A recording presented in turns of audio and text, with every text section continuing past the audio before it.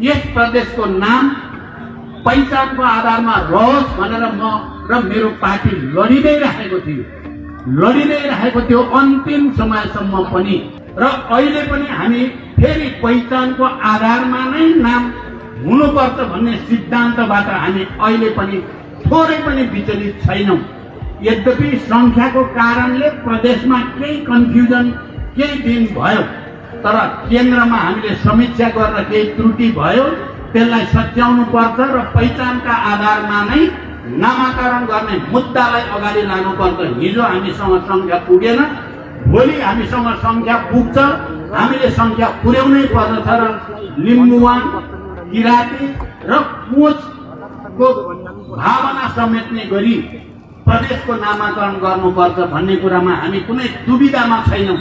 म यो कुरा यस मञ्चबाट प्रष्टसँग राख्न चाहन्छु।